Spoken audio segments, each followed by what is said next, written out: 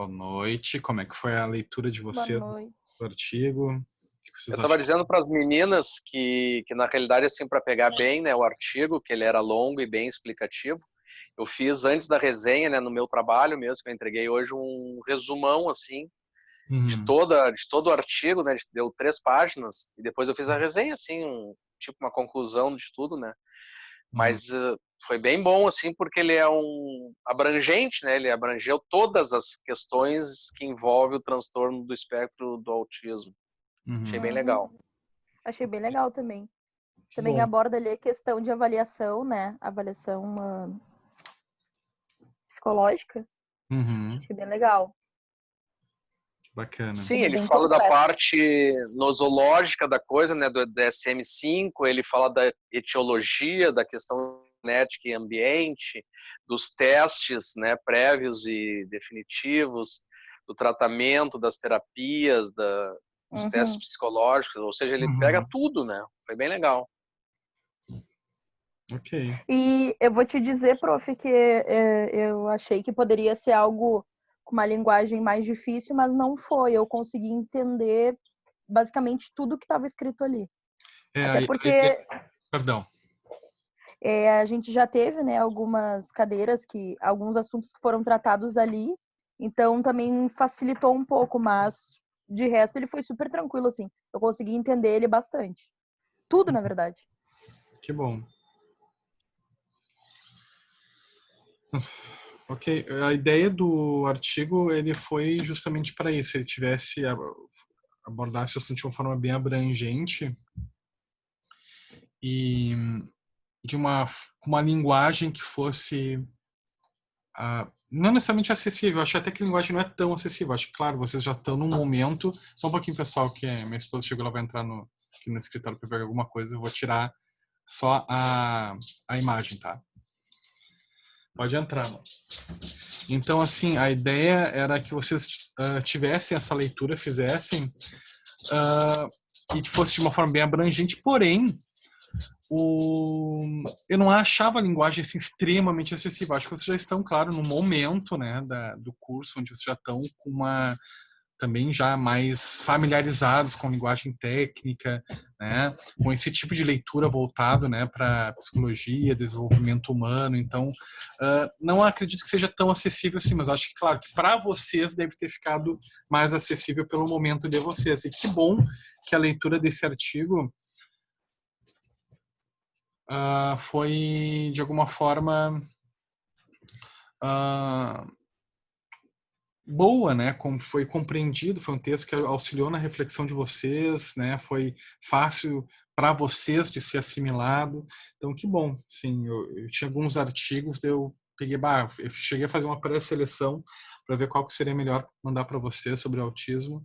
E que bom que esse foi bem aceito, né? Então, foi bem compreendido.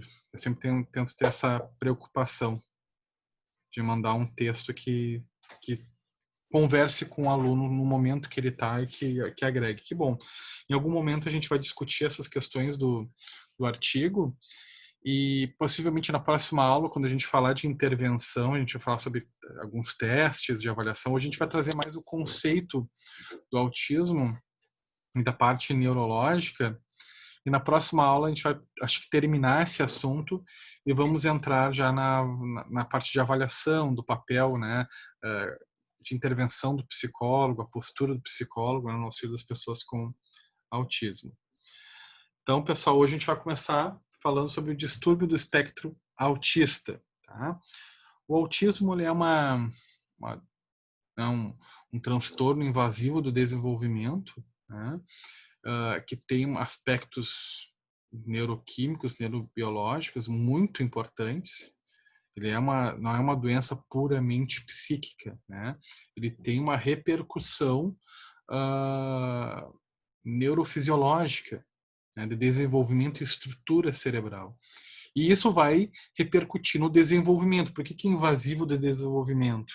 Porque ele vem desde o início, a gente começa a observar na maioria dos casos, na imensa maioria dos casos, antes dos 3 anos de idade, né, no primeiro ano de vida, a gente já começa a ter indícios, indicativos significativos de que de alguns sinais e sintomas voltados para esse tipo de transtorno já, né, no contato do bebê com as contingências ambientais, com o seu ambiente, né, com os pais, né, com as pessoas, a interação com os objetos.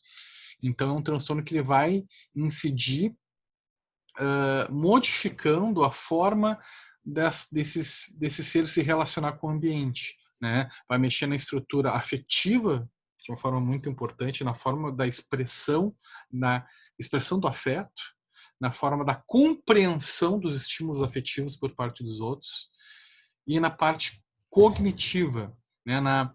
Na compreensão também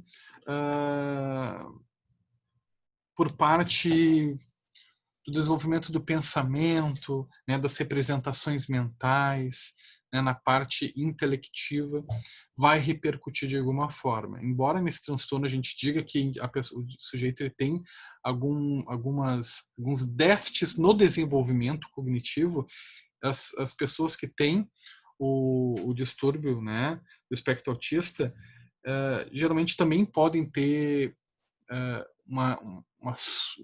um superdimensionamento cognitivo em algumas outras áreas, né?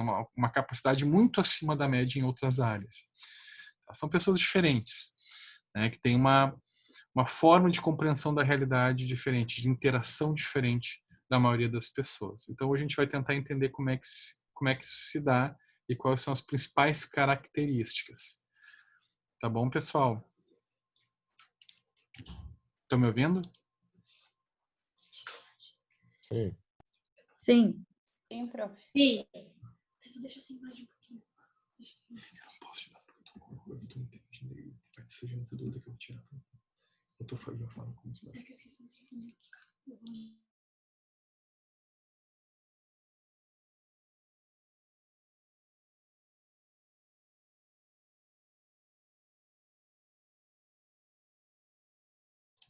Pessoal, peço desculpas, tá? Contratempo, aula em casa é assim. Peço desculpas, vamos retomar, tá? Surgiu um probleminha aqui, importante. Então, vamos iniciar a nossa aula. Então, vamos entrar no...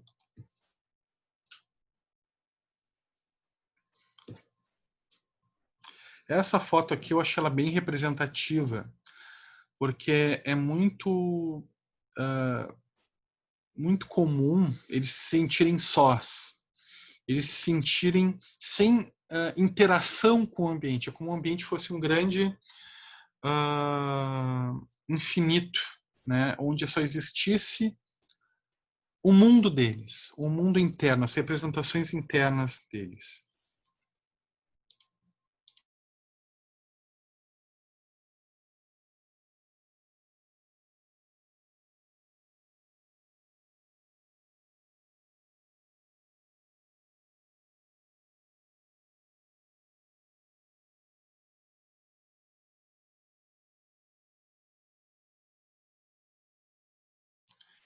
Pessoal, eu vou pedir um minutinho, tá? Só um minutinho para vocês. Só um pouquinho que eu tenho que resolver um probleminha aqui.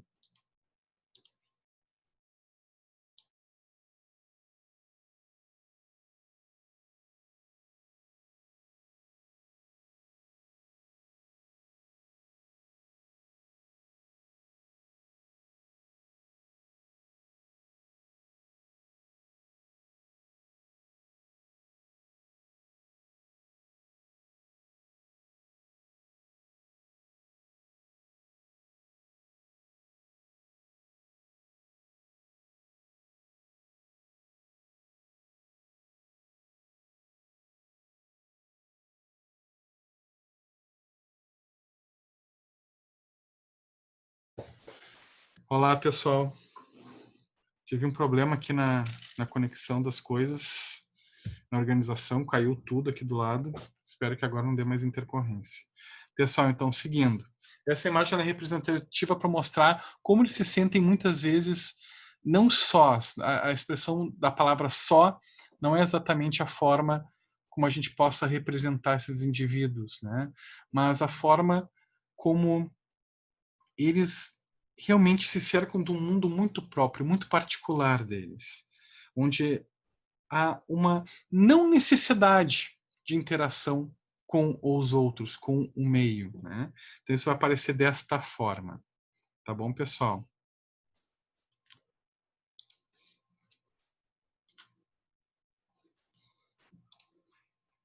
Então, o autismo é um distúrbio do espectro autista, tá, pessoal? A palavra autismo foi cunhada por Eugene Bleuler. O Eugene Bleuler foi um grande neurologista, psiquiatra, que fez muitos estudos relacionados com a esquizofrenia, com os transtornos psicóticos. Muito por isso, só vou abrir aqui um pouquinho, então, muito por causa disso, ele encontrou com uma das características da esquizofrenia, dos transtornos psicóticos, o isolacionismo. Se a gente for estudar os transtornos psicóticos, a gente vai ver que existem algumas características dos sintomas que a gente chama de sintomas negativos, né? Os sintomas positivos estariam relacionados com alucinações, né? Delírios. E quando a gente fala de sintomas negativos dos transtornos psicóticos, né? Os sintomas negativos, a gente vai estar relacionado com temas relacionados a isolamento, dificuldade da expressão do afeto, né, um afeto inadequado. Então, isso tem muito a ver com sintomas negativos da esquizofrenia e também com os sintomas relacionados desses indivíduos com a dificuldade da expressão das suas emoções, do seu comportamento, né? E por se isolarem, serem muito isolados socialmente. Isso a gente vê muito nos transtornos psicóticos, principalmente esquizofrenia, transtornos delirantes e esquizotipia. Bom, o que o Bleuler fez quando ele começou a avaliar os sintomas negativos dos transtornos psicóticos, em especial da esquizofrenia? Ele viu que esses indivíduos eles tinham uma característica de se isolarem. Para isso, isso ele chamou de fuga da realidade. Eles ficavam muito num canto e não dividiam o seu mundo, não interagiam, né, com os outros. Isso é uma característica da pessoa com esquizofrenia, né? A dificuldade, o isolamento social, não ter não dividir sua vida, né, com o outro, não falar da sua vida pessoal, não falar das suas características, não falar daquilo que lhe interessa, não dividir o seu mundo com o outro, né? Só que na esquizofrenia eles não fazem isso por uma dificuldade muito relacionada à depressão, à ansiedade que está junto, né, com a inadequação muito característica da esquizofrenia. No autismo é diferente, a pessoa fica isolada por uma dificuldade do reconhecimento do mundo externo, né, de interação, mas muito mais no nível neurológico, dificuldade de conseguir ter esse reconhecimento do mundo que não seja o dele, o mundo interno dele. Bom, Eugene Bleuler, ele acabou botando o nome para essa fuga da realidade dos pacientes psicóticos, em especial esquizofrênicos, como um autismo, né? Ele deu esse nome de autismo, mas não tem em nada a ver com o que a gente está vendo hoje. Tá? Muitas pessoas confundem o autismo com esquizofrenia, em alguns casos esquizofrenia infantil, confundem com TOC, por causa de comportamentos às vezes repetitivos, maneirismos, né? Às vezes a pessoa com autismo repete por vezes de forma muito repetitiva falas, tem a ecolalia, né? Que é repetir a palavra que o outro está trazendo, né? Então, assim, quando ele manifesta ecolalia é uma característica de transtornos psicóticos, em especial da catatonia, né? Quando ele repete as palavras e às vezes eles criam rituais também, isso pode ser confundido com toque, mas no toque, quando a pessoa tem um ritual, isso em especial está muito ligado com os pensamentos obsessivos, que são pensamentos intrusivos, que vêm do nada, de forma invasiva no sujeito, e fazem ele não conseguir controlar esses pensamentos. E daí, para controlar esses pensamentos, esse indivíduo com toque, ele cria rituais. Os rituais são para anular os pensamentos obsessivos. Então, o ritual, ele acaba se tornando refém dos rituais, que é a forma que ele encontrou de anular um pensamento obsessivo. Bom, no autismo, os maneirismos, os rituais, as falas repetitivas não têm nada a ver com pensamentos obsessivos, né? Não tem a ver com, né, com esses pensamentos intrusivos. Eles fazem isso que é uma forma de tentar compreender a realidade deles, de tentar transmitir um entendimento sobre o assunto, tentar assimilar algum conhecimento, ou também uma forma de tentar transmitir as suas emoções de uma forma diferente, né? O seu afeto, se está feliz com algo, se não está feliz, daí isso também pode se manifestar através de uma repetição de um maneirismo. Então, às vezes a gente observa um comportamento, ele parece igual, mas a motivação é completamente distinta. Tá? Então, essa é uma grande diferença entre os transtornos, né, do espectro autista e outros transtornos, como psicóticos, né? E o transtorno do espectro do toque, né? Mas tu perceba que o artigo ele traz um percentual bem elevado, né? Ele fala em 84% de do toque, né? Como comorbidade, né? Uhum. Ele Existe uma coloca o comorbidade toque bem grande, porém, bem grande. aí que tá. Existe uma comorbidade muito grande, mas também existe uma confusão, muitas vezes, na compreensão de alguns rituais das pessoas com autismo, como se fossem norteados por um pensamento obsessivo.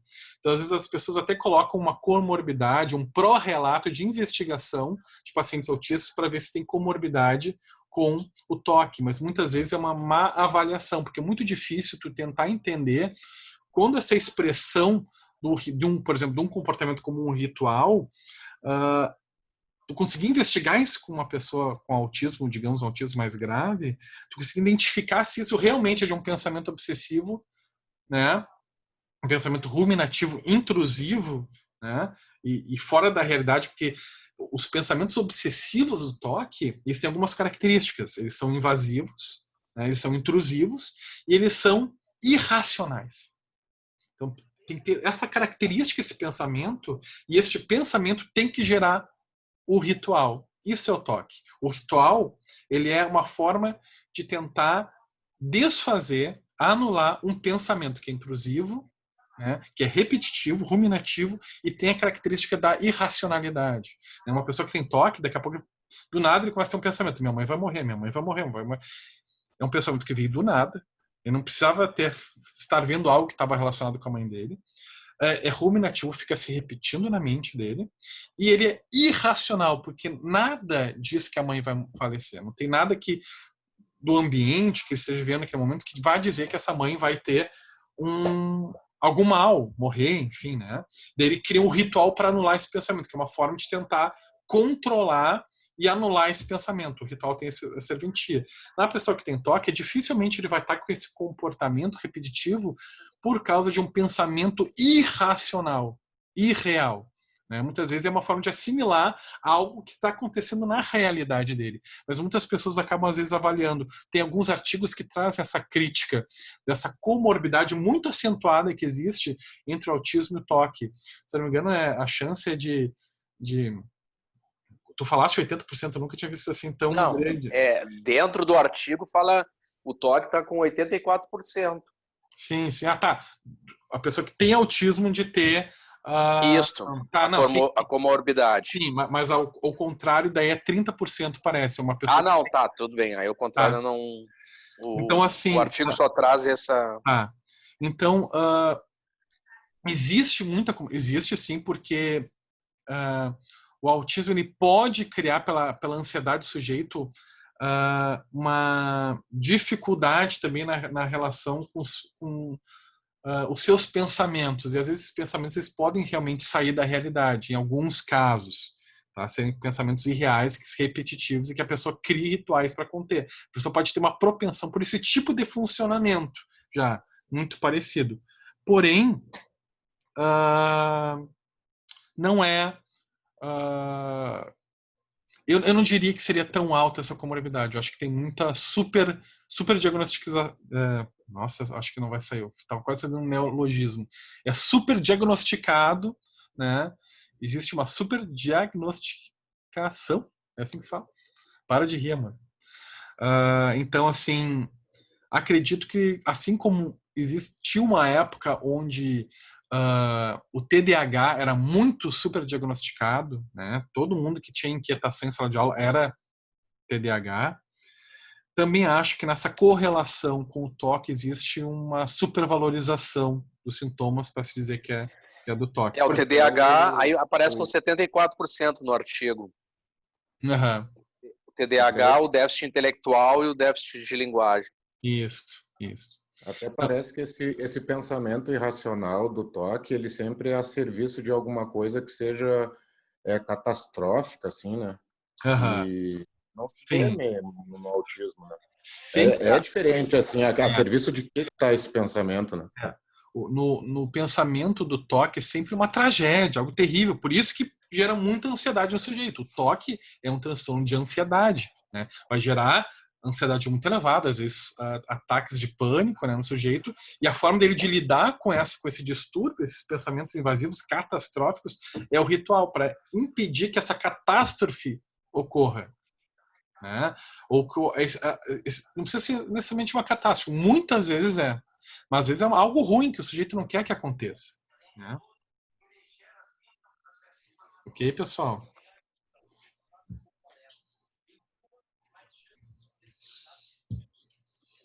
Então, essa desordem global do desenvolvimento foi descrita pela primeira vez em 1943 pelo médico austríaco Leo Kanner, tá?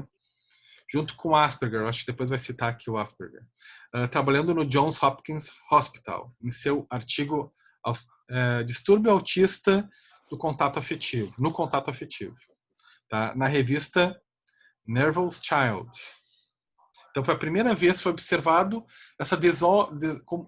essa característica como eliciada, como atribuída a uma desordem global do desenvolvimento e como característica própria de algum, não como associado a algum outro transtorno, mas existe um distúrbio autista, né, que gera esse tipo de característica no sujeito, que não necessariamente está associado a alguma outra comorbidade, tá? Como o Jane Blower trouxe para nós.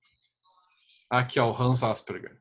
Em 1943, o austríaco Hans Asperger descreveu em sua tese de doutorado a psicopatia autista da infância. Tá? Embora ambos fossem austríacos, devido à Segunda Guerra, não se conheceram. Tá? Ou seja, o Kanner, eles não se conheceram. Tá? Esse tema mais ou menos na mesma época, ali em meados próximo do final da Segunda Guerra Mundial. O trabalho de Asperger veio a se tornar conhecido nos anos 70, quando a médica inglesa Lorna Wing traduziu seu trabalho para o inglês. Foi a partir daí que um tipo de autismo de alto desempenho passou a ser denominado de síndrome de Asperger. O que é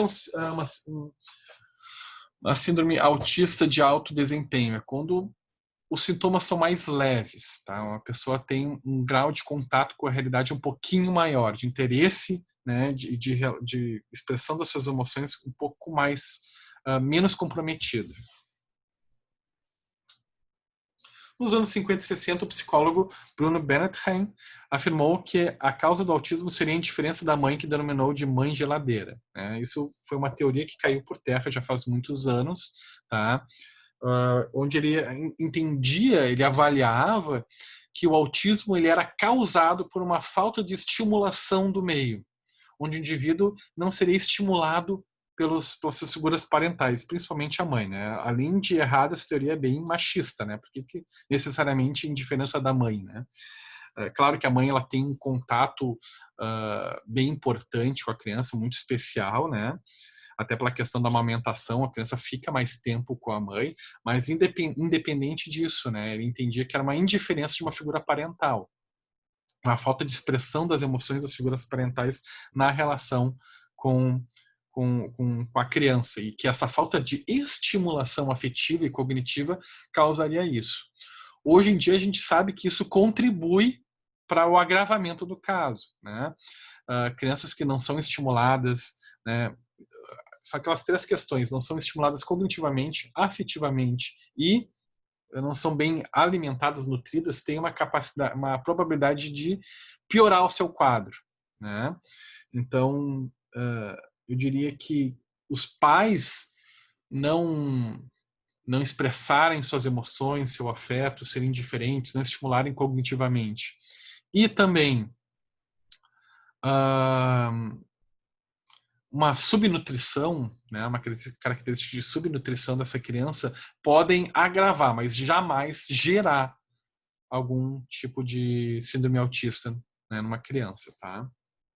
Por isso essa teoria, essa característica, esse estudo do Bruno Belterham, ele tá na história, mas ele não foi acertado, tá? Nos anos 70, essa teoria foi posta por terra e passou-se a pesquisar as causas do autismo. Porque o autismo tem questões neurológicas também, né? Que está relacionado também muito a um gene que a gente vai dar depois, a gente vai ver o nome desse gene, é MECP2. Ele está muito relacionado com esse MECP2, ele está muito relacionado com o cromossomo X, assim como na síndrome de Rett, né? E isso causa uma deficiência numa proteína que auxilia nas sinapses neuronais e essas sinapses neuronais muito específicas relacionadas à inter-relação entre funções cerebrais, né? Em relacionar, por exemplo, os funcionamentos temporais com os funcionamentos do lobo occipital, com os funcionamentos do lobo occipital, com o parietal, com o lobo pré-frontal. Então, isso vai causar uma perturbação desta ordem, tá? Na conectividade entre as áreas cerebrais. E também no desenvolvimento do lobo temporal. O lobo temporal também, ele tem a menor quantidade de massa cinzenta e também uma menor estimulação elétrica nessa área, nas pessoas que têm autismo. Então, hoje em dia, a gente sabe que tem toda essa parte neurofisiológica e que aqui as pessoas avaliavam muito como algo puramente psicológico. E não, tem essa inter-relação neurológica também. Tá? Senão não estaria... Eu tenho uma pergunta, Fernando. Por favor. Olha só, eu escutei num congresso uma vez e o cara colocou essa questão neurológica. No autismo, assim, ó, vê se tu consegue me explicar, vê se eu entendi também.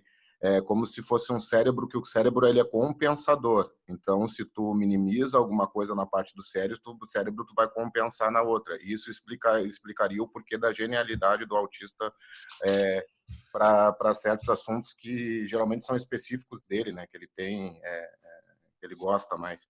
Mas, então, essa redução lá na parte da emoção, que daí se daria na amígdala, ter uma amígdala como se fosse um pouco mais comprimida, e isso aí ia compensar em alguma outra parte do cérebro. Não sei se eu entendi direito, mas é mais ou menos isso aí? Sim. Sim. Eles acabam por uma dificuldade, né, na relação, interação afetiva, né, e no aspecto cognitivo interpessoal, eles acabam se focando muito mais para atividades que, voltando à sua cognição, desenvolvendo muito mais, por serem muito mais focados, e esse é o mundo deles, chamam de atividades mnemônicas relacionadas à associação de palavras, associação de números, né, essa parte mais literal, né, de conhecimento literal, por exemplo, uma parte técnica específica relacionada a um instrumento. Eles podem se tornar gênios nessa área, né, ou na associação de palavras, onde não precisa necessariamente ter uma reflexão sobre as palavras, mas precisa associar. Né? Por exemplo, tem pessoas autistas que conseguem fazer cálculos incríveis e rápidos. Né? Agora, se tu pedir para eles fazerem a compreensão do que eles estão fazendo, a reflexão talvez tenham dificuldade. Eles conseguem fazer a associação entre palavras, né, coisas mais mecanizadas, mais literais, e não necessariamente dinâmicas e reflexivas. Tá? Porque o dinâmico e reflexivo precisa muito do funcionamento das emoções, da expressão do afeto, e também da expressão de uma cognição empática, uma cognição de interação social, do que para eles é mais difícil fazer. Então, eles acabam se voltando muito mais para essa área, né? E por se voltarem apenas para essa área, o cérebro acaba, claro, criando essa compensação. Nós temos essa questão, né, já como a energia circulante não está agindo muito no lobo temporal, que na área de compreensão da linguagem, da expressão, né, da fala, né, daquilo que a gente escuta, compreensão, reflexão daquilo que o mundo nos traz, acaba se voltando muito mais para esse mundo interno e as conexões que ele mesmo faz. Né? Então vai acabar criando essa supercompensação, o superdesenvolvimento, às vezes, de outras áreas que não estejam relacionadas com a área afetiva e com a área cognitiva social. Eu sempre vou falar cognitivo social, que é assim, o entendimento do que o outro quer te dizer, do que o outro está falando, o entendimento do sentido reflexivo do que o outro está querendo passar. Isso eles têm mais dificuldade. Né? Então eles acabam se voltando muito mais para atividades mecânicas, né? Mais lógicas associativas. E eles também apresentam alguma dificuldade na abstração, assim, da imaginação, né? Por exemplo, o uso de metáforas para eles não faz muito sentido, né? Eles não conseguem compreender. Simbologias, né? Então, assim, a simbologia, a representação mental, isso para eles, essa parte cognitiva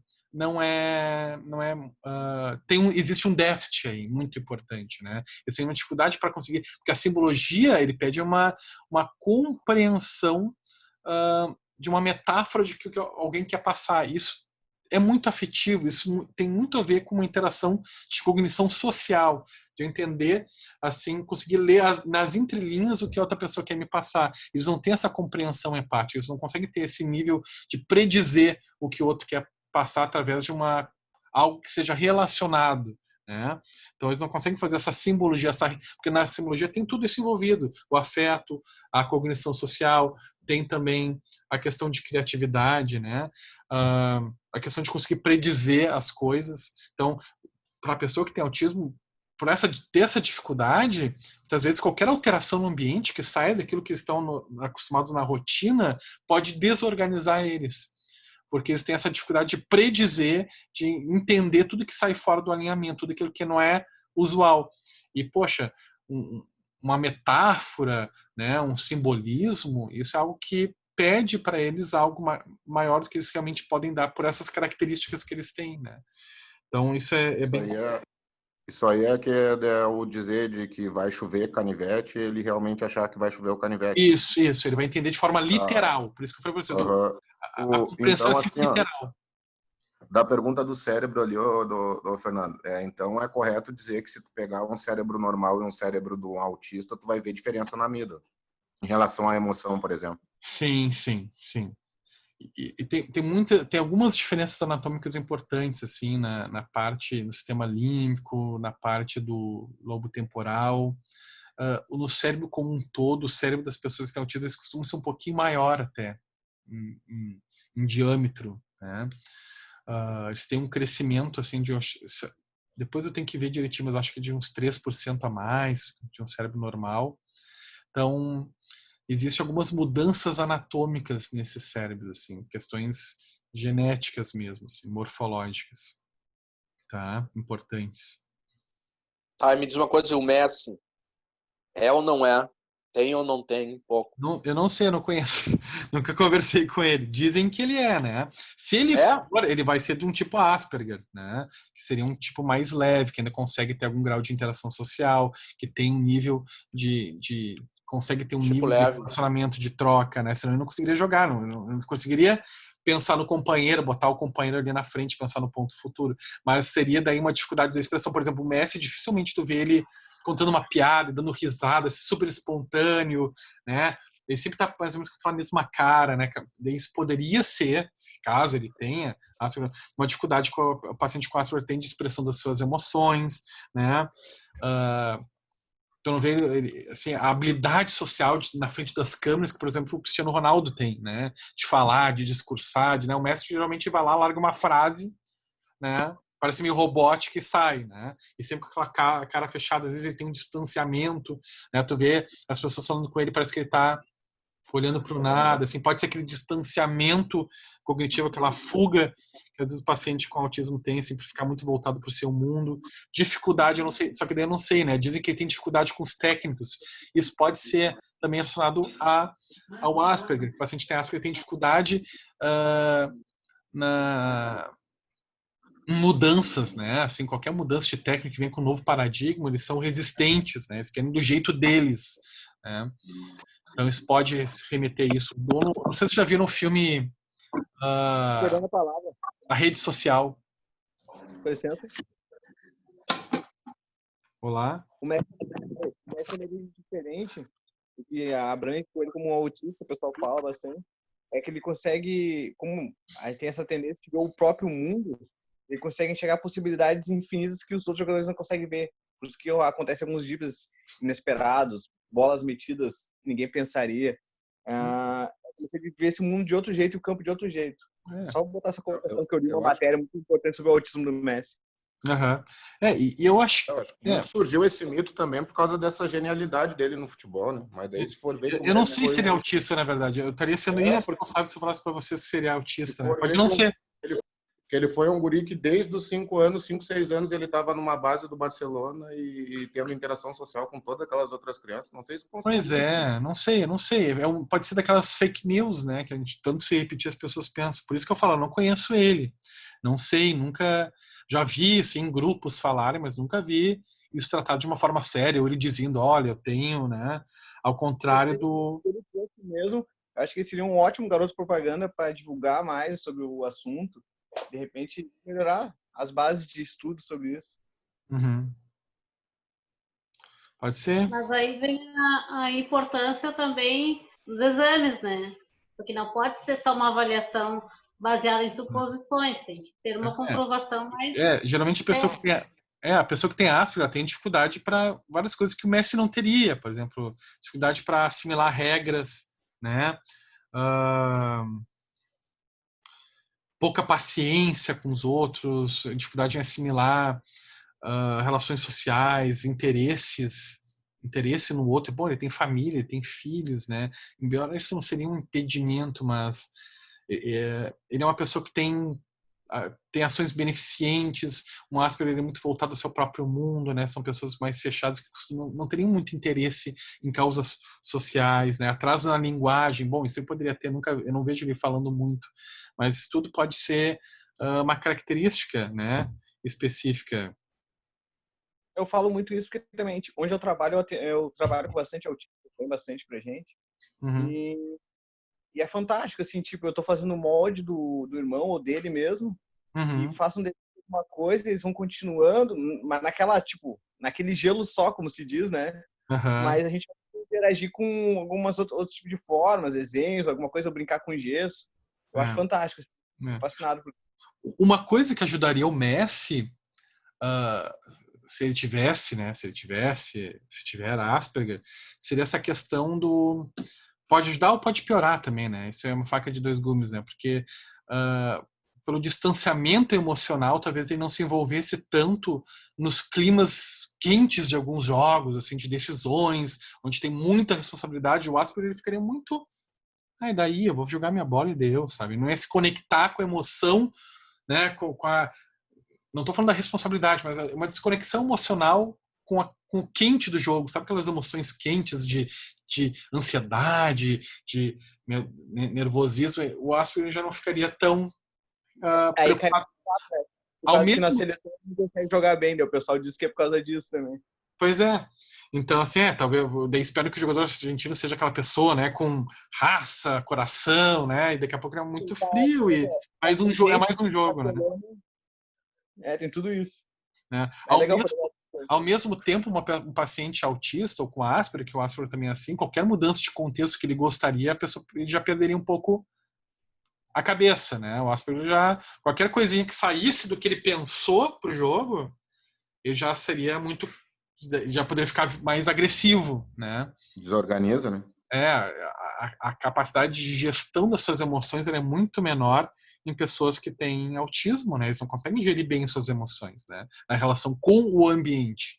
Então, isso... Mas eu não sei, gente. Realmente, o que eu posso dizer para vocês, eu não sei. Não sei se o Messi é ou não, né? Acho que tem algumas categorias que poderiam ajudar, outras que não, mas enfim.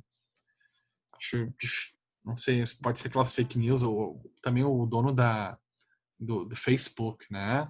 O Mark Zuckerberg. Dizem também que tem autismo, poderia ser. No fim, estou observando o filme, daí se parece muito mais com uma pessoa autista, né? Com o Asperger. Tu vê no filme, ele não se conecta emocionalmente com as pessoas, ele passa o tempo inteiro no computador pensando em algoritmos, muito voltado no mundo dele. Quando ele expressa suas emoções, ele expressa de uma forma errada, né? Ele toma uma cerveja e vai lá e fala mal da namorada, uma coisa absurda, mas tomando pouco, assim, não ficou bêbado, ele tomou uma cervejinha, um golinho, e já foi lá e escreveu umas coisas que não seriam socialmente adequadas, né?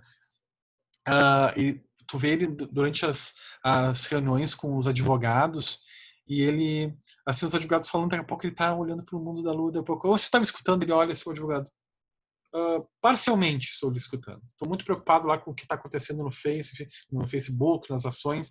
Então, a dificuldade de se inteirar. Ali, olhando esse filme, tu vê muito mais uma pessoa com Asperger do que tu pensando num Messi da vida, né? Mas... E mesmo assim, eu não sei se o Mark Zuckerberg é ou não, também não é uma fake news, né? O que a gente mais tem hoje que se cuidar é com as fake news que aparecem por aí. Falar em filme, tem uma série que é The Good Doctor, Sim. que é sensacional. Eu assisti toda a primeira temporada e ali é bem como a gente entende bem como é esse transtorno, né? Eu sempre falo para minha companheira assim, quando eu vejo, ela não gosta muito dessa série, mas eu acho a interpretação desse ator que faz essa série bárbara, assim. Tu olha para ele, tu não consegue acreditar que ele não é autista. Juro para vocês, eu não tinha nunca visto ele em outros filmes, eu cheguei a pesquisar para ver se não tinham contratado um ator autista.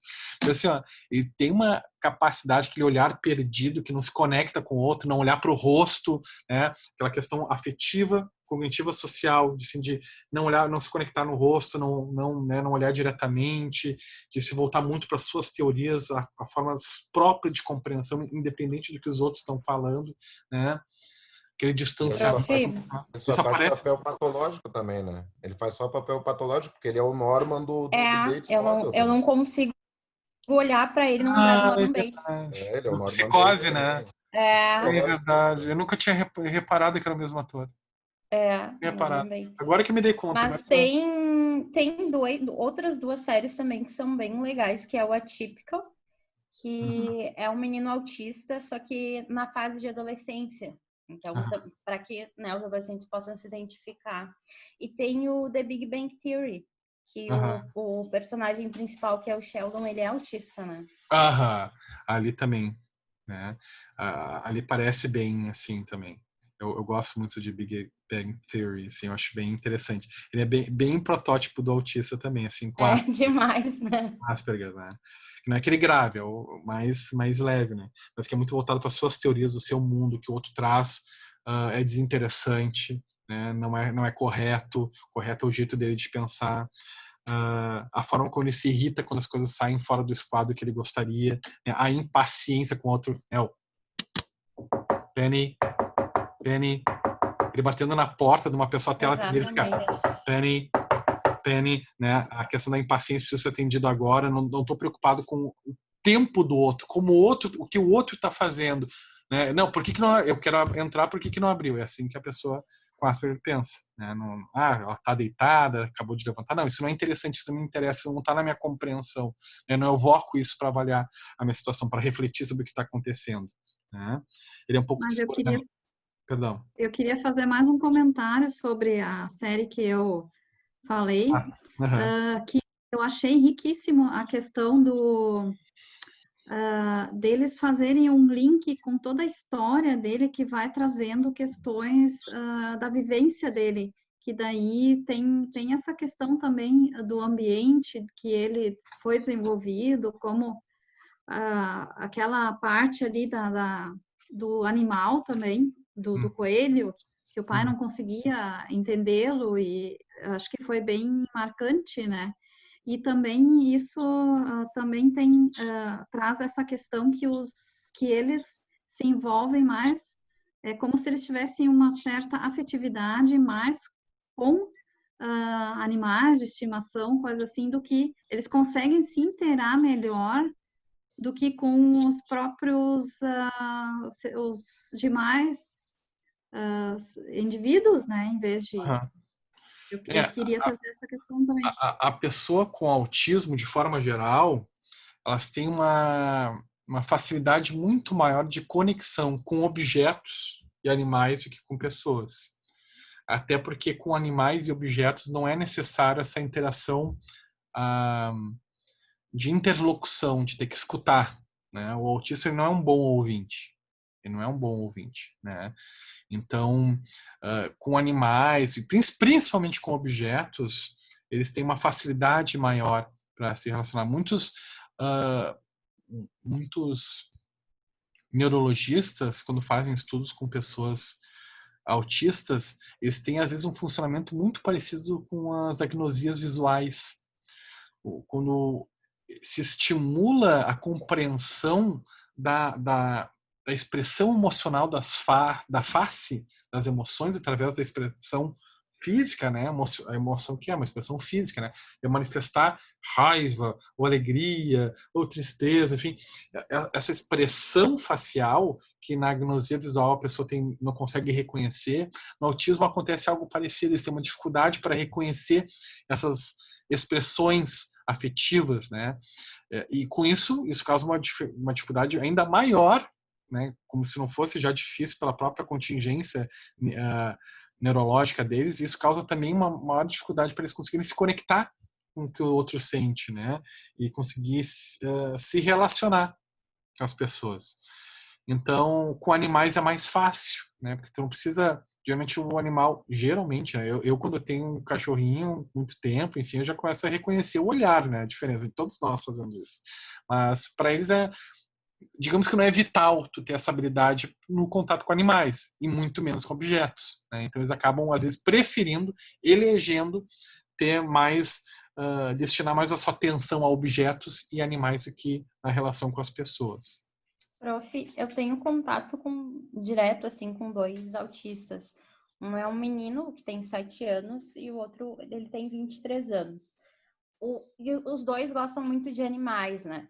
Mas agora, recentemente, a mãe do menino de 7 anos me pediu para postar mais fotos e vídeos dos meus pugs, porque ele simplesmente ama eles, enfim. E ela tinha conversado com a psicóloga dela, assim, a psicóloga dele, que faz parte do próprio tratamento, né? Então, eu estou procurando postar mais, mandar mais vídeos, enfim, para que ele possa se sentir melhor. Então, ela usa isso para ajudar no tratamento. Uhum. Querendo ou não, eu acho muito interessante, acho muito importante se estimular, né? Porque, querendo ou não, o contato com os animais é uma expressão afetiva, né? Então, é uma forma de expressão de tu reforçar o afeto, né? O contato do cuidado, do afeto. E para eles é muito mais agradável também, porque eles têm muita dificuldade, digamos assim, não vou chamar de dificuldade isso, vou chamar de hipersensibilidade. Eles têm uma hipersensibilidade à mudança dos estímulos do ambiente. Ou seja, de novo, aquilo que sai da rotina pode desorganizar eles. Então, os cachorros geralmente os animais, né, eles têm uma tendência a se comportar muito mais de uma forma uniforme do que nós. Quando eles estão com fome, eles agem de uma maneira sempre igual, né? Quando eles querem carinho, eles vão agir sempre da mesma forma. Então, isso traz uma capacidade de adaptação muito melhor deles com os animais, né? Os seres humanos já são muito mais imprevisíveis. Isso traz, na maioria das vezes, desconforto para o autista, né? Ter que lidar com um estímulo diferente, né, externo. E com os animais, a relação deles com os animais é muito assim, a imagem que eles criaram nessa relação com os animais, eles vivenciam essa relação interna deles no contato com os animais. Com o ser humano, eles têm que dar conta do que o outro está falando, como o outro se sente, da demanda do outro, do que o outro espera dele. E isso eles não conseguem fazer. Eles se desorganizam. Né? E daqui a pouco, quando a minha mãe quer que eu vá para a mesa comer, ou quer que eu converse, ela sempre vai me expressar isso de formas diferentes. Isso me desorganiza também. Né? Por que ela não bateu o sino hoje, ela veio me chamar no quarto? Porque antigamente ela batia um sininho para me chamar. Agora me chamou no quarto. Agora ela me mandou uma mensagem no celular. Né? Essa alternância na expressão do contato, isso desorganiza muito. Né? Porque você tem uma hipersensibilidade aos estímulos externos, à mudança desses estímulos externos. Isso tudo traz desconforto. E na relação com os animais e os objetos, existe uma chance muito maior de uma constância. Ele saber o que espera, né? De ter uma repetição de comportamentos e não estímulos inesperados, que com isso desorganiza muito eles, pode gerar muita ansiedade, até descontrole emocional neles, como raiva ou né? Agitação psicomotora.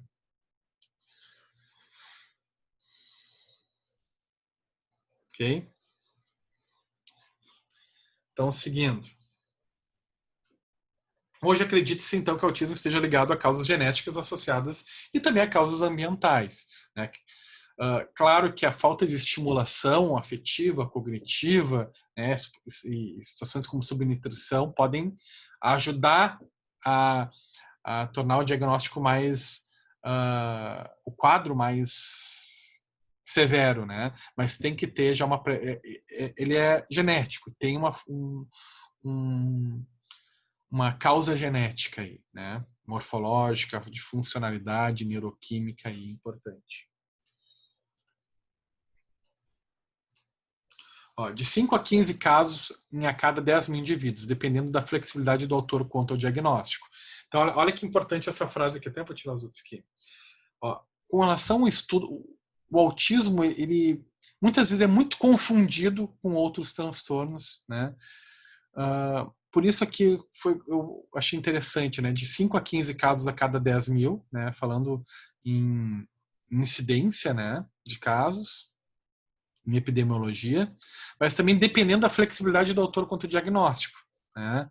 Porque daqui a pouco ele pode entender como um quadro de essa comportamento de repetição, ele pode diagnosticar como um toque, né? Daqui a pouco ele pode enquadrar como um quadro severo de autismo, ele pode confundir como um retardo no desenvolvimento, retardo, né, mental. Então, isso depende muito da habilidade da pessoa que estiver diagnosticando. A gente vai falar muito sobre critérios diagnósticos aqui para a gente não ter dúvidas quanto à avaliação desses sujeitos, tá? Independente dos critérios diagnósticos, as taxas para o transtorno são 4 a 5 vezes superiores para o sexo masculino. Isso é muito interessante, né? Quando a gente pensa numa pessoa autista, sempre vem para mim uma representação mental de um homem, de um menino, né? E realmente a incidência é muito maior nos homens. Por quê? Porque ele ataca um gene, que é um gene do cromossomo X. E o homem ele tem só um X. Então, se tu tem 2X, a chance de tu compensar o outro X estar sem essa anomalia, né, é grande. Agora, se só tem um X, quando ela se manifesta, vai causar essa anomalia. Então, quando tu tem XX, a chance de manifestação dessa anomalia no MECP2, tá? Ela pode ser compensada quando é XX. Agora, quando só tem um X, é XY, bom, não tem como compensar. Ela vai se manifestar quando houver essa anormalidade, tá? Essa mutação nesse gene, tá? Então, é normal ser mais comum a manifestação no sexo masculino, tá? É bem maior, né? 4, 5 vezes maior. Isso é muito grande a diferença, né? Por exemplo, se a cada 10 mil pessoas tem 15 casos, desses 15 casos, 12 vão ser masculinos e 3 vão ser femininos, né? Isso é bem importante. É uma grande diferença. Torna praticamente raro a manifestação em mulheres, né? As crianças do sexo feminino com esse transtorno são mais propensas a apresentarem um retardo mental mais severo que nos meninos. Porém, quando se manifesta nas mulheres, existe uma tendência a serem quadros mais graves, tá? Então é mais raro acontecer com as mulheres, mas quando acontece, geralmente são quadros mais invasivos, tá? Existe a hipótese do autismo constituir-se num específico prejuízo do mecanismo cognitivo de representação da realidade. Isso para uma dificuldade cognitiva e afetiva. A gente representa muito a realidade de acordo com aquilo que a gente pensa e aquilo que a gente sente. Então a gente entende que o autismo vai causar representações erradas da realidade, baseado muito no mundo interno deles. Tem um filme que se chama Boa Noite, Mamãe, tá? É sobre um menino que teve, claro que o menino tem outras condições também, tá? Não é só autismo. Para mim ele tem autismo. Eu nunca, na verdade, li uma resenha falando dessa associação, né? É um filme sobre um menino que perdeu um irmão, só que ele continua tendo essa representação mental do irmão vivo, né? Ele não conseguiu aceitar a morte desse irmão. Isso também é muito comum no autismo, né? Então ele via ainda o irmão. Claro que esse menino ele tinha um transtorno esquizofrênico, também tinha esquizofrenia, né? Porque ele via, ele enxergava o irmão como vivo, né? Mas ele também tinha uma representação muito própria da realidade. Isso o filme retratava. Ele via a mãe como sendo uma outra pessoa, e ele tinha a imagem mental da mãe relacionada a um personagem que ele tinha visto num filme. E isso não correspondia com o que ele via no dia a dia, mas ele criou essa imagem e ficava, é do mundo dele, é a representação mental do mundo dele. E no filme mostrava a casa deles no meio de um matagal, no meio de uma floresta, longe de tudo. E depois tem partes do filme que mostram que não é assim. Que a casa, tinha várias casas ao redor, mas quando se via no filme a imagem da casa no meio do matagal, no meio do nada, isso era a forma que o menino tinha de ver, de enxergar a sua realidade, isolado, isolacionismo, né?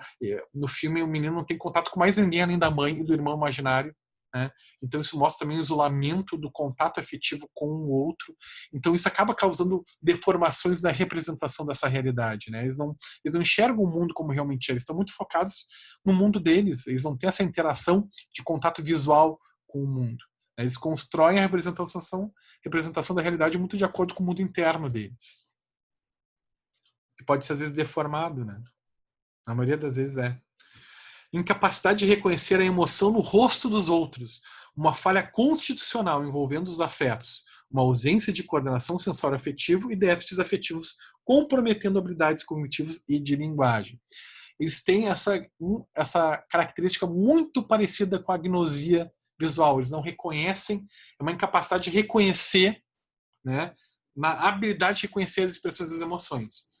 Ao contrário de uma agnosia visual causada por uma lesão na função secundária do lobo occipital, onde a pessoa não consegue realmente reconhecer, enxergar as mudanças e variabilidades nas feições de face a face, no autismo ele consegue ver as diferenças, mas ele não consegue se conectar e compreender isso que ele está enxergando. Tá? É uma mudança, é uma diferença muito sutil, tá? Mas ele não tem uma lesão nessa área, ele não ativa essa área, né, da compreensão da emoção dos outros. É um distanciamento empático, um distanciamento afetivo do outro. E não reconhece por não se interessar e não ter essa habilidade de olhar uma diferença ali, uma afeição do outro, e não consegue se conectar com aquela emoção e compreender essa emoção do outro. Isso vai causar muitos problemas, né, cognitivos, de relação, né, de interação com o outro. Né? Você não consegue reconhecer o afeto, o que o outro sente, o que o outro está possivelmente pensando, né? Como é que ele vai conseguir se relacionar com qualidade com o outro? Né? Como é que ele vai poder entender o outro se ele vive afastado do outro? O mundo do outro não lhe interessa, né? Se é só o seu mundo. E se as mudanças de estímulo que o outro possa trazer para ele desorganizam ele afetivamente, emocionalmente. Né? Então isso pode causar inúmeros déficits e prejuízos na relação, né, com o outro. Eles também têm uma dificuldade muito grande na expressão das suas emoções, né, de conseguir expressar o que está sentindo. Eles não conseguem ter também contato com essa própria emoção, expressar isso. Por isso que eu falei lá no início, né, o comportamento repetitivo no autismo ele pode ser uma forma de assimilar a realidade. Né, ele está vendo um filme, ele fica ali batendo a cabeça numa porta, ele está pensando num filme, numa coisa que ele viu, ele está tentando entender aquilo, mas está batendo a cabeça na porta. E tu vai ver, não tem nada a ver com algo autolesivo. Ele não está querendo também machucar a porta. Não, ele está pensando numa outra coisa que no mundo interno dele está tentando dar um sentido, entender o que ele viu num filme. Ou pode também ser a expressão das emoções. Ele pode estar muito irritado. Ele começa a bater com a cabeça na porta. Ele não está com raiva da porta, mas ele não consegue falar o que ele está sentindo. Ele não consegue refletir sobre o que ele está sentindo. E a forma dele de botar isso para fora, essa raiva, é batendo com a cabeça na porta. Pode ser qualquer outro movimento repetitivo, bater, né? Ou ficar assoviando repetitivamente, enfim, fazendo o mesmo som, né? Mas é uma forma de muitas vezes assimilar essa realidade ou de expressar de uma forma muito diferente de nós as emoções deles. Eles não conseguem através de uma linguagem, da comunicação, né? Eles não conseguem ter esse contato, a compreensão direito do que eles sentem. Isso traz muito desconforto para eles, as emoções. Até as suas próprias emoções, entender isso, eles não conseguem fazer isso. Então, principais características do autismo. Pessoal, vamos fazer um intervalinho? São 8h15. Fazemos um intervalo até as 8h16. Fazemos até as 8h31? Pode ser. Sim. Sim. Tá, pessoal? Para manter aquela nossa organização. 15 minutinhos e depois a gente volta mais 1 hora, tá, pessoal? Que 1 hora, tá doido? Depois do intervalo, mais 1 hora. Mas da onde que tu criou isso, moleque? Nós já tínhamos combinado que era 2 horas de aula. César, assim, nós tivemos 1 hora agora, tá? 15 minutos de intervalo e mais 1 hora depois. Isso constitui 2 horas. Concorda comigo?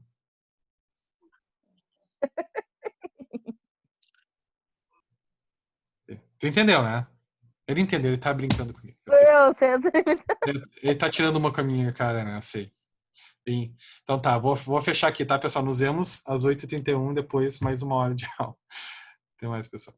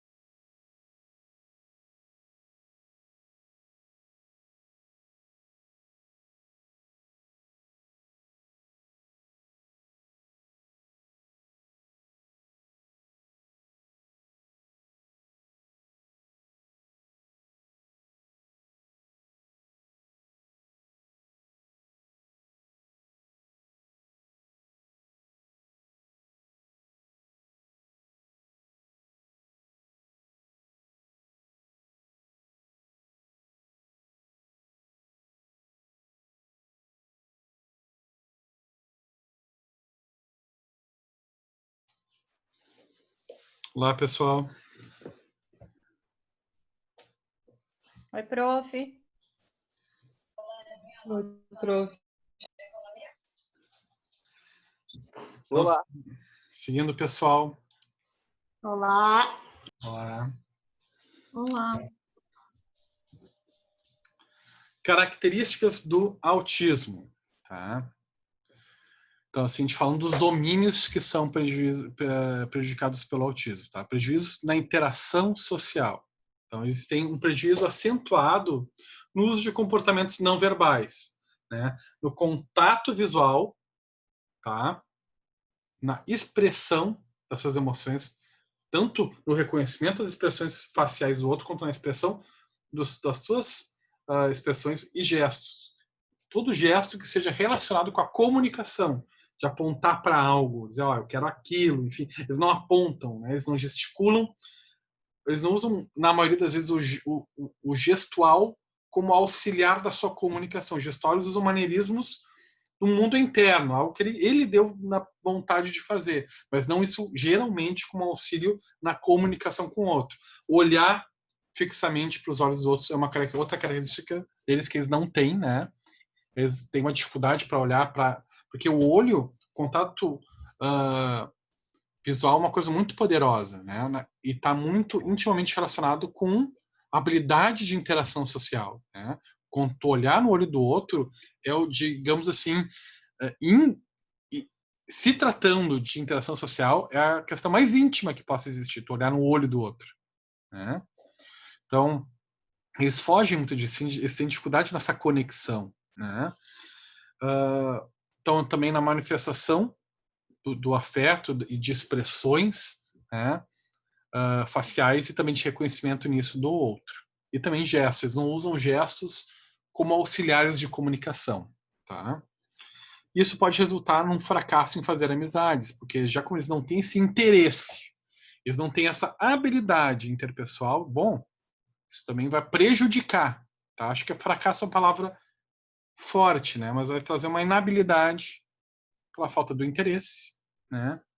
Vai trazer um prejuízo nessa área, né, de relações, pela inabilidade afetiva, cognitiva e também desinteresse. Não tenta compartilhar suas emoções, por exemplo, não mostra uma coisa que gostou, né? Então, assim, eles podem ter gostado de comer uma comidinha gostosa. Às vezes até falam, tava bom, mas geralmente eles falam tava bom quando tu pergunta, tu gostou? Tava gostoso? Tava. Daí responde, tava. Né? Mas não, geralmente eles não fazem isso falando, ai, tava uma delícia, mamãe, tava tão gostoso, faz de novo. Não, é difícil eles terem esse tipo de comportamento. Eles falam, não, tava. E já volta para fazer o que estava fazendo. Então, eles não compartilham o quanto aquilo foi gostoso, o quanto aquilo foi prazeroso para eles, eles não conseguem expressar. Primeiro, por uma dificuldade de expressão e também do contato com a sua própria emoção. Né? Eles não refletem sobre isso, sobre como é que eles se sentiram com essa experiência de comendo algo, ao comer algo gostoso. Né? Então, essa dificuldade na expressão e compartilhar suas emoções. E isso também leva a uma falta de reciprocidade social ou emocional. Tá? Eles não dão... É uma ausência total ou muito grande no feedback. Né? Eles não conseguem dizer um muito obrigado, ou estava gostoso, ou gostei muito do que tu fez para mim, ou esse filme estava bom. Enfim, eles não dão esses feedbacks cognitivos e emocionais. Né? Eles têm dificuldade nessa reciprocidade, porque isso não os interessa. E também eles têm uma inabilidade. São essas duas coisas, a inabilidade e a falta de interesse no feedback social. Essa foto ela retrata bem, né, o olhar perdido, muito voltado, né, se tu for ver, não tem uma expressão de emoção muito clara, né? Então, assim, geralmente eles têm uma feição onde tu olha para eles, tu não vê exatamente uma expressão clara de emoção, né? Mesmo na hora da raiva, às vezes estão com raiva, mas tu não sente a raiva no olhar, tu vê muito no gesto, no gestual, numa articulação física, né, muito desordenada, e na fala, a fala agressiva, mas na expressão facial, às vezes tu não sente a raiva na expressão do olhar, né, na expressão do rosto, né, tu vê na fala, né, irritada, né, e geralmente eles não expressam, eles não têm não tem esse feedback emocional, né, de expressão gestual da alegria, da tristeza, da ansiedade, da angústia. Isso não aparece. É um olhar, e geralmente um olhar que parece perdido. Não é exatamente perdido, mas é um olhar que está muito mais conectado com o seu próprio mundo interno. Sabe aquela coisa que às vezes a gente faz de ficar olhando para alguém, mas a gente não está olhando para aquela pessoa. A gente está pensando, a gente está longe, né? A gente fixou o nosso olho num ponto, mas a gente está num mundo muito interno nosso. Isso é o mais comum, né, no comportamento deles. Eles até podem botar um olhar em ti, mas não estão olhando para ti, tá? No mundo muito interno deles. E para mim essa foto me traz muito isso, né? Simboliza. E eu acho incrível, assim, apesar de não expressar, mas a sinceridade deles é muito interessante, né? Uhum. O Andres, por exemplo, eu sei que ele é muito verdadeiro, é muito sincero, então tu tem que cuidar o que tu vai perguntar, assim, eu falo para as pessoas, né? Porque ele vai falar. Então, por exemplo, tinha uma menina que se trocou, a menina da limpeza, e aí ela perguntou, tu preferia a outra ou eu? Aí ele disse, eu gostava mais da outra, sabe? Então ele vai falar, ele não pensa. Aí esse tempo deram um presente para ele e ao invés dele agradecer, ele disse, mas não é meu aniversário? Uhum. Isso é bárbaro, né? Porque assim, o que faz eles, no meu entendimento, o que faz eles ficarem muito sinceros é justamente essa falta do crivo social, né? Da preocupação, primeiro uma dificuldade empática de se colocar no lugar do outro, assim, daqui a pouco o que eu vou falar vai ferir, né? Se falassem para mim, eu me sentiria incomodado, né? Então, primeiro, essa dificuldade de conseguir se colocar na perspectiva emocional do outro, né? Empatia, eles não conseguem fazer isso. Outra coisa é a falta de conexão. E, claro, e o que leva isso a acontecer? A falta de conexão com as suas emoções e com a emoção dos outros. Então, eles não estão preocupados se o que ele vai falar vai ferir, se vai ser incômodo, se socialmente vai ser inadequado, se é socialmente habilidoso. Então, todo esse contexto de habilidade social, eles não têm. E para eles não os interessa. O que acaba fazendo eles terem um comportamento muitas vezes cru, assim, né? E literal. Perguntou, tá bom? Tá bom. Tá gostando, né? Ah, tu gosta de mim? Não. Gosto mais da outra. Não está preocupado com o sentimento dos outros, como isso pode afetar. Não por maldade, muito antes pelo contrário. Mas por uma dificuldade de realmente se conectar com a emoção do outro e se interessar por isso, né? Pela emoção do outro. Isso não está no mundo deles, não está no repertório deles, né? Eles têm uma dificuldade para fazer isso, de conseguir entender e refletir de como a fala pode invadir, ou pode prejudicar, ou pode ser abalar uma outra pessoa, né, emocionalmente. Eles não têm esse tipo de compreensão. Isso não os interessa, né? Então, isso faz eles serem mais genuínos, né? Isso é interessante, né? Tem um feedback muito, muito sincero. No filme Rede Social, tu vai ver lá o cara que interpreta o Mark Zuckerberg, ele é extremamente sincero. Ele não fala nada para agradar, né? Ele fala direto, assim, às vezes tu acha o cara no filme, o cara é um... Sim, tu fica às vezes com raiva do personagem principal, de tão sincero que ele é. Mas querendo ou não, ele sempre fala a verdade, o que para ele é verdade, né? Então isso também é bem comum, viu? É a Roberta que falou? Isso. Tá. Então, isso é um tem a ver também. Isso tem a ver também com a dificuldade da conexão entre as áreas do cérebro, do sistema límbico, lá das emoções, com o lobo frontal ali, que faz o crivo, né? Tem a ver com isso? Eles têm uma inatividade maior no lobo temporal e também no frontal eles têm uma diminuição leve no funcionamento. No lobo frontal, né, a gente vai ter esse senso de comportamento social, né? Então, assim, esse senso de que seria mais adequado falar socialmente, que muitas vezes nos leva a sermos falsos, né? Então, eu nem vou estigmatizar isso, porque às vezes, bom, será que é uma inabilidade deles? Bom, é uma dificuldade cognitiva, mas querendo ou não, nós também temos uma inabilidade, muitas vezes, de gerir a nossa emoção para lidar com a verdade, né? Que eles não têm.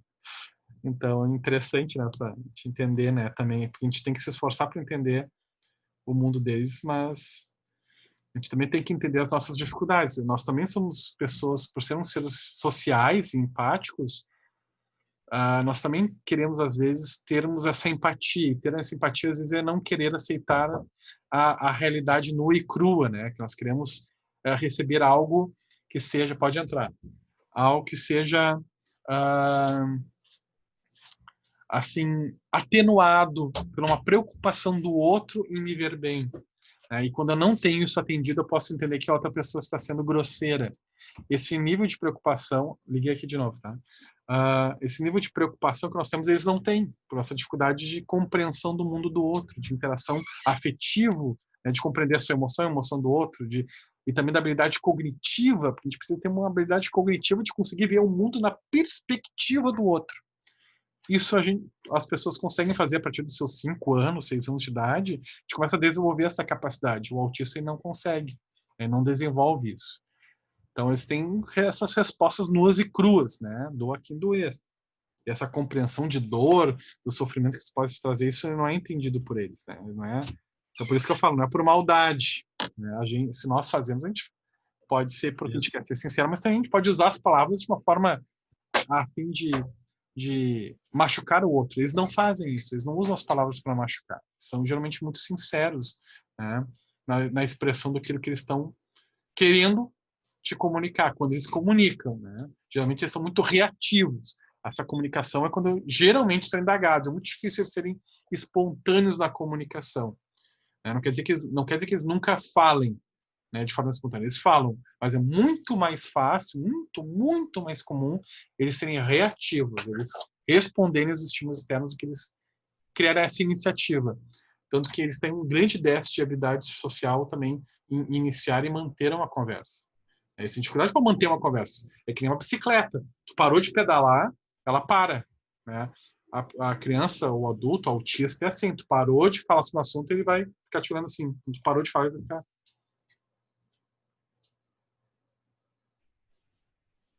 Né?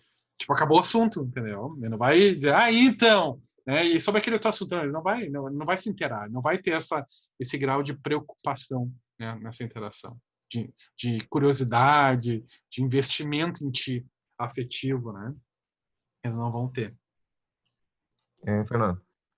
E não dê para comparar assim o nível de gravidade de patologia, ainda mais de neurodesenvolvimento, assim, mas é muito mais difícil para os pais, né, de tu idealizar um filho que seja cheio de emoção, que tenha essa conexão, que tenha essa afetividade, o abraço, o carinho, e que tipo não vai ser recíproco da parte deles, e às vezes para eles também nem causa tanto sofrimento, é assim dentro do mundo e pronto.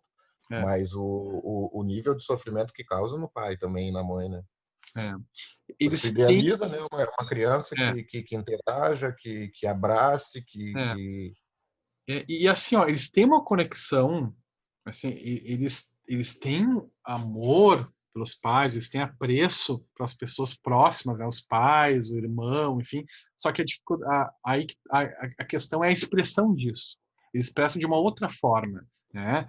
Vai ser difícil eles ser espontâneos dizer, eu te amo, mamãe, né? Eles podem fazer, inclusive, isso, né? Mas é mais raro, geralmente, assim, eu amo, mamãe, amo. Ele está sendo sincero, ele tem uma conexão com essa mãe, mas a expressão da sua emoção, o contato com a sua emoção e a expressão disso vai ser muito diferente.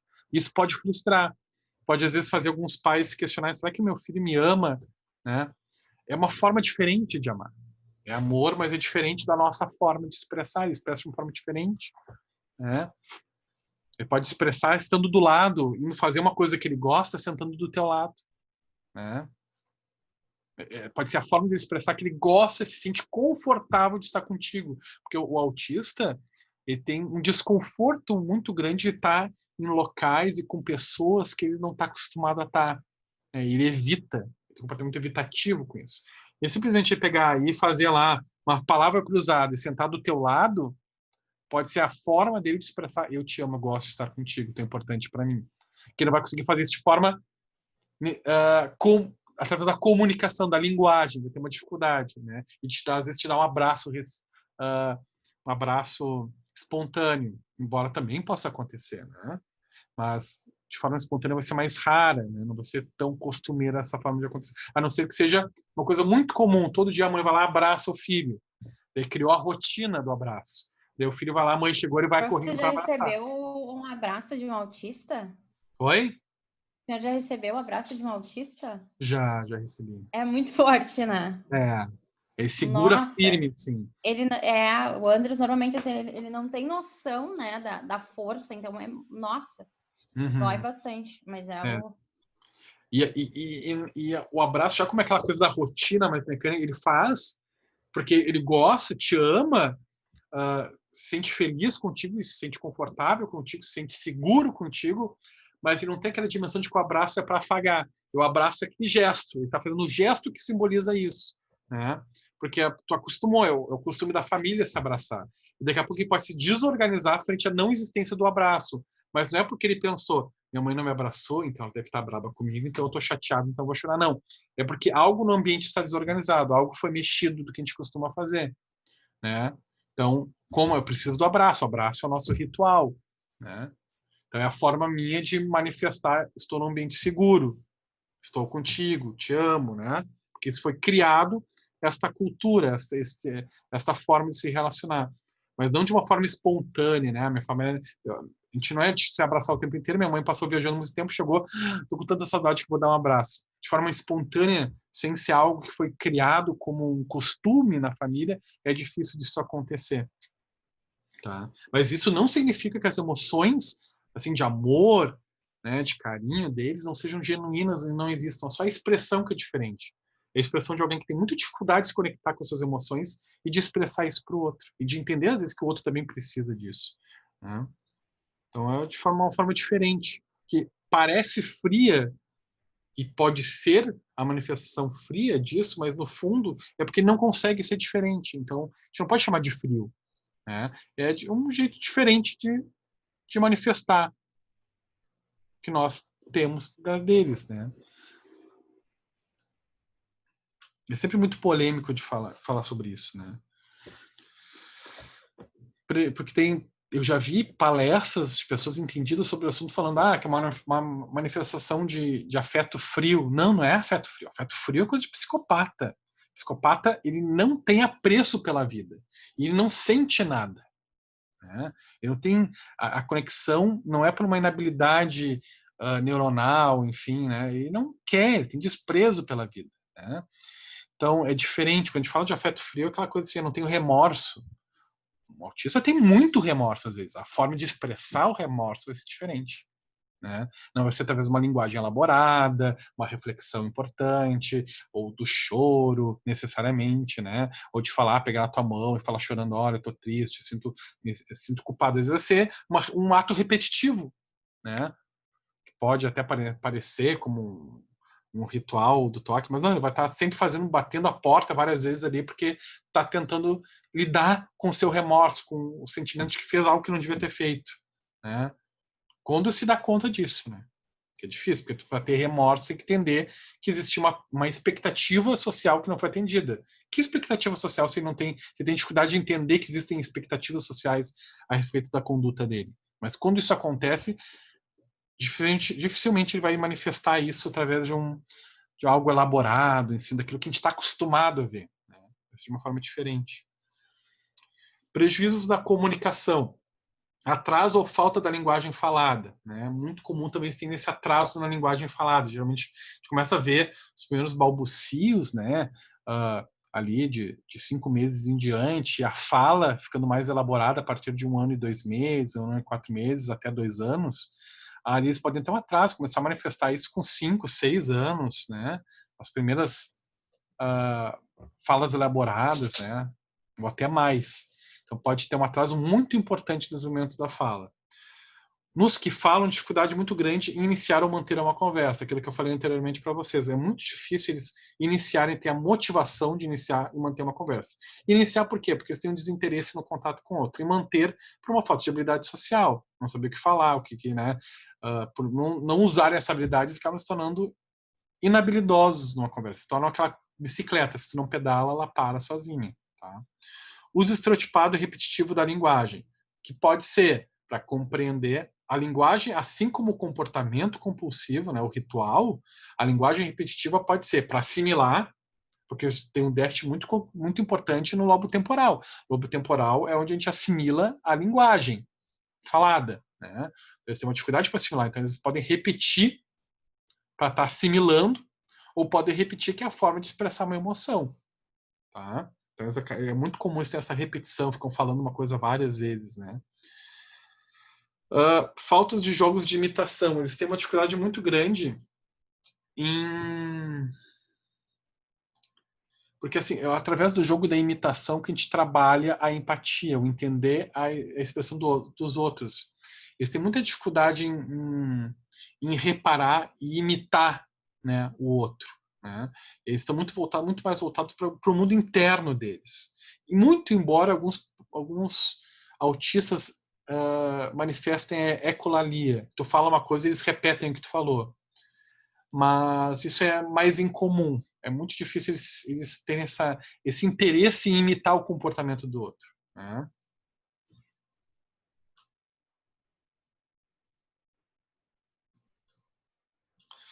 Terceiro domínio, padrões restritivos e repetitivos de comportamento, interesse e atividades. Tá? Então, preocupação insistente com um ou mais padrões estereotipados. Então, eles têm uma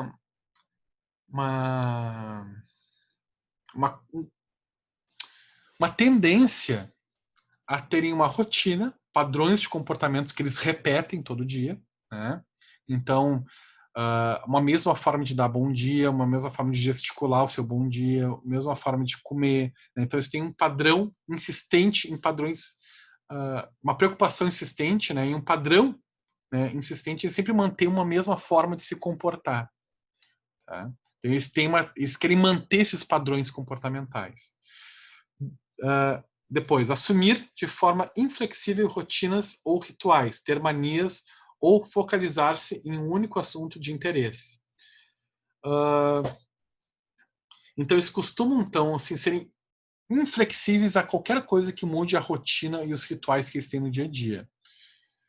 Vocês viram ali que está entre aspas o manias, né? Porque mania a gente vai entender como aquela mania do toque, né? Que é por causa de um pensamento obsessivo. Aqui não necessariamente isso. Eles podem ter um pensamento ruminativo, mas não é o pensamento ruminativo do toque. O pensamento ruminativo do toque está relacionado com um pensamento que veio do nada, de forma invasiva e geralmente irracional. Aqui o pensamento ruminativo é algo que não veio do nada, é algo do interesse que ele quer pensar, que ele elege para pensar, é um pensamento voluntário, e que daí ele fica repetindo para tentar compreender esse pensamento, para uma dificuldade na compreensão. Tá? Mas não tem nada a ver com as manias lá do toque, ou muito menos com a mania do humor bipolar, que seria a euforia. Tá? Maneirismos motores estereotipados, agitar-se e torcer as mãos, por exemplo. Tá? Por que esse comportamento gestual deles muitas vezes pode parecer diferente para nós? Porque eles não estão preocupados em fazer comportamentos gestuais que tenham a ver com o que eles veem no dia a dia, com o que a gente faz. É muito relacionado com as sensações deles. Né? A vontade de mexer o braço, vontade de, né, mexer uma articulação, não tem muito a ver em repetir padrões comportamentais que para nós seriam comuns e, entre aspas, normais. Né? Eu não vejo esses padrões estereotipados como anormais. É um padrão estereotipado de alguém que está voltado ao seu mundo próprio, não está preocupado em repetir os nossos comportamentos usuais. Daqui a pouco ele quer falar algo, quando fala, mexe a mão, põe a mão para trás, põe para frente, gesticula, mexe bastante os braços. Isso pode parecer estranho, porque não é algo que nós costumamos fazer, mas é algo que no mundo interno dele faz sentido. Né? Então ele não está nos repetindo, ele está fazendo uma coisa muito genuína, né? Que a gente pode entender como um maneirismo, tá? Que lembra muito, às vezes, o maneirismo da esquizofrenia, mas a origem é completamente diferente. Tá? Preocupação insistente com partes de objetos, em vez do todo. Tá? Então, outra coisa comum, eles têm uma dificuldade na questão holística. Né? Isso faz parte da questão da compreensão e reflexão. Né? A capacidade de analisar o todo, a holística, eles têm muita dificuldade em fazer isso.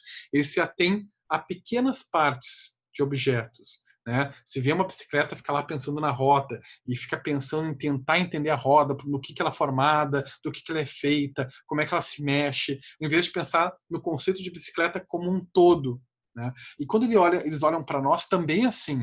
Às vezes a gente está falando com eles e a pessoa está roendo a unha. Ele começa a olhar a unha daquela pessoa, né? Por que está roendo? De que forma ele está roendo? Ele está cuspindo. Ele se atém a um pedacinho da gente, do que a gente está comunicando, e daqui a pouco ele não está nem prestando atenção no que a gente está falando para ele, né? Então isso é comum também acontecer. E eles têm, quando focado no objeto, eu acho que isso aqui simboliza também, eles têm uma capacidade, quando algo é do interesse do mundo interno deles, a capacidade de qualidade atencional e de memorização deles, daí da utilização da memória e da atenção para isso, é muito acima da média, muito superior a nós, tá? Na maioria das vezes, a gente observa isso. Daí que vem aquelas habilidades, né, especiais que aparecem, né, para os assuntos de eleição deles, de interesse deles.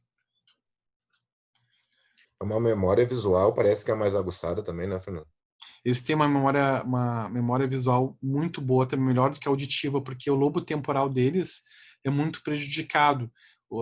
E pela mesma questão aquela da supercompensação, né, eles não conseguem ter uma boa qualidade de retenção daquilo que é escutado, mas aquilo que eles veem, do que é da eleição perceptiva deles, eles conseguem ter um investimento maior na associação daquilo que eles enxergam, né, na compreensão dentro, claro, do mundo interno deles, mas a compreensão daquilo que eles estão enxergando.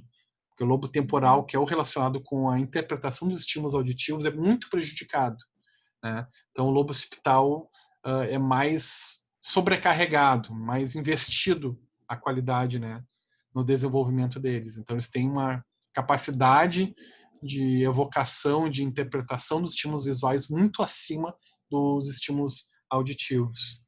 Eu lembro Por isso também eles têm dificuldade e muita sensibilidade aos barulhos, né? Aham. Eu lembro de um paciente no espelho lá que a gente atendeu e ele entrou na sala e daí foi pedido para ele só visualizar, olhar o que está na sala e depois fazer um desenho daquilo ali, do que ele tinha visto na sala. Impressionante. Até o mosquito que tinha num canto ele conseguiu lembrar e desenhar.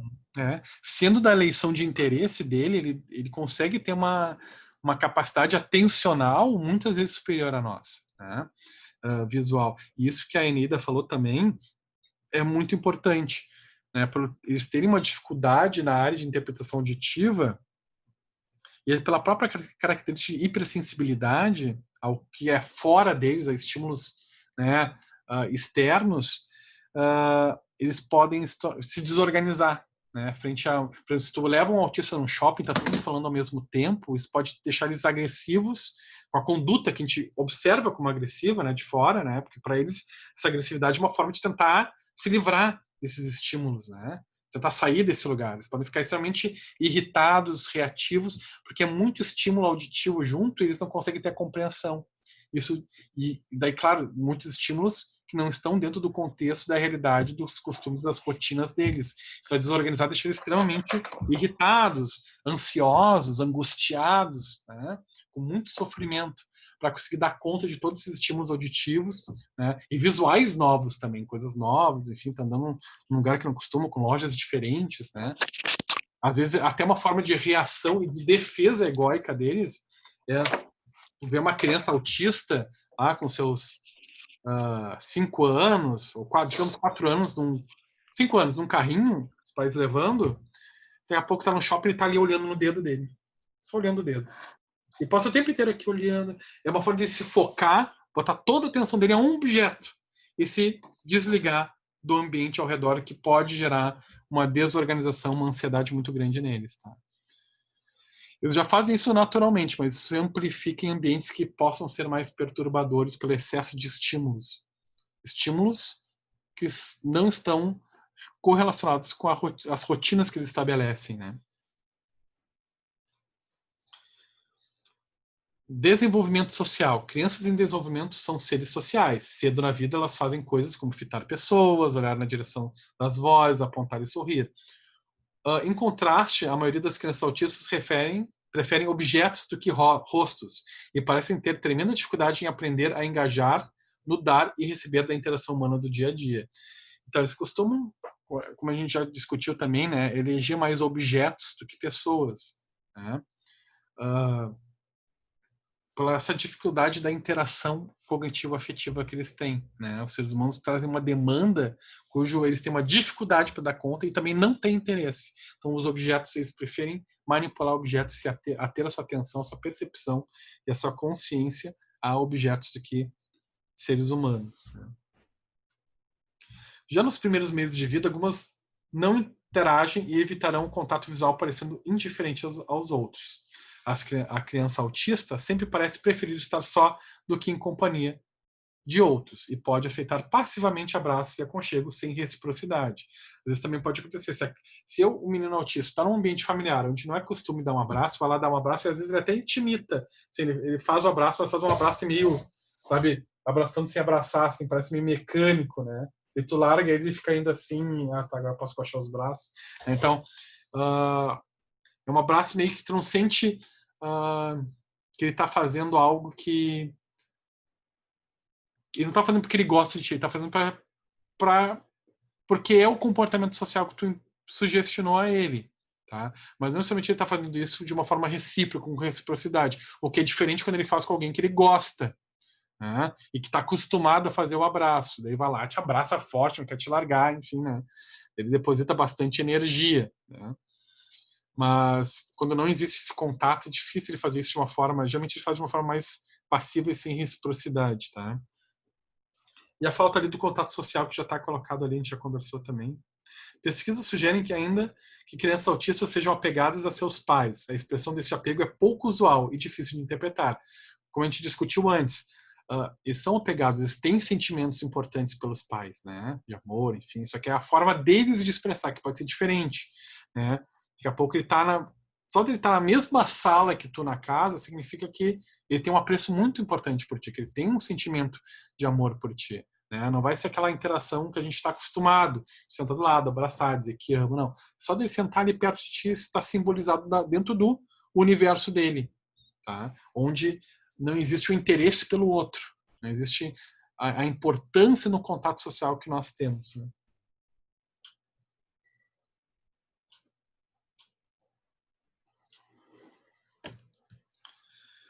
Falta à criança autista a chamada teoria da mente, ou seja, a habilidade de ver as pessoas pela perspectiva da outra pessoa. Um comportamento citado como exclusivo de primatas superiores, como gorilas, chimpanzés e adultos e crianças acima de 5 anos. Falei para vocês que era a partir de 6, né? Aqui está dizendo 5. Então, assim, a capacidade de é a empatia, né? Tu se colocar na perspectiva do outro, né? Entender que o outro ele pode estar entendendo a experiência que eu estou vivendo de uma forma diferente da minha, pela interpretação dele. Não, só existe o meu mundo, a minha forma de avaliar. A do outro não me interessa. Não porque eu sou mal, não porque eu não me conecto com o outro emocionalmente. Eu não consigo ter essa perspectiva do que o outro pode estar sentindo, vivenciando a mesma experiência que eu estou vivendo. Eu não me conecto com isso. Tá? Crianças acima de 5 anos podem desenvolver insight a respeito do conhecimento, sentimentos e intenções. Interpretações baseadas em pistas sociais como gestos e expressões sociais. Por sua vez, um indivíduo com autismo não possui essas competências interpretativas, uma inabilidade que os deixa incapazes de predizer ou entender as ações das outras pessoas. Isso também é uma coisa que desorganiza muito eles, né? Pela nossa capacidade de contato empático, de observar o outro, imitar os comportamentos sociais e observar o mundo ativamente, a gente acaba criando uma habilidade de entender o que os outros, de reflexão, de compreensão, de pequenas pistas. Por exemplo, a minha mulher chega em casa e nem me olha e larga a chave em cima do sofá de uma forma meio brusca. Pelo conhecimento, pela conexão que eu tenho com ela, pelo investimento emocional que eu faço na relação, eu sei que quando ela faz isso, ela pode estar chateada. Eu sei que daqui a pouco, se eu for falar com ela de uma forma meio brusca, ela pode estar incomodada, ela pode estar num dia de ranço, né? Enfim, eu vou falar com cuidado, vou chegar, né? o autista ele não tem isso, ele não consegue fazer esse entendimento através dessas pistas de comportamento, ele não consegue predizer e inferir. O processo inferencial do autista não existe. Inferir que esse comportamento pode sugestionar que ela esteja chateada. Não, ele não vai fazer isso. Ele não consegue ter essa interpretação desses sinais, tá? Que a gente começa a ter a partir lá dos 5, 6 anos de idade. E isso desorganiza muito eles, né? Ele não consegue compreender por que hoje a mamãe está braba, por que hoje o papai está irritado, se ontem estava bem. E se desorganizam, porque não, isso sai do costumeiro, por que isso está acontecendo? Né? E isso gera outra dificuldade para eles lidarem com essa emoção dessa mudança brusca no ambiente. É comum que autistas não controlem seu comportamento, podendo apresentar crises de choro ou gritos desproporcionais à situação. Então é a forma deles muitas vezes mostrar descontentamento com mudanças bruscas no ambiente, ou com uma experiência ruim que eles tiveram. Eles não têm esse controle emocional. Né? Isso envolve essa desestimulação do sistema límbico, essa não ativação do controle emocional do lobo pré-frontal, né? que é marcado por esse controle das reações instintivas. Né? Então, eles podem ter esses comportamentos de explosões, né? por serem hipersensíveis a essas mudanças do ambiente. Tá? E terem dificuldade para controlar esse comportamento. Porque eles não conseguem lidar com as suas próprias emoções. Essa reflexão, esse entendimento das nossas próprias emoções que nós temos, muitas vezes nós próprios também temos dificuldades, para eles é muito maior. Eles não conseguem lidar, acalmar sua própria emoção, né? Diminuir, conseguir se acalmar. Eles têm muita dificuldade para fazer isso. Geralmente eles se acalmam depois quando eles conseguem se distrair para um estímulo que cause interesse neles. Que daí, através disso, eles vão conseguir relaxar. Você está muito irritado, tu pega e dá para eles um objeto que eles costumam mexer e trabalhar em cima, uma calculadora, ou sei lá, umas palavras cruzadas, ele vai pegar aquilo, vai olhar e vai começar a parar de se agitar. Né? Mas eles têm uma dificuldade para se conectar com essa emoção, lidar e gerenciar suas emoções, que a gente tem uma facilidade maior.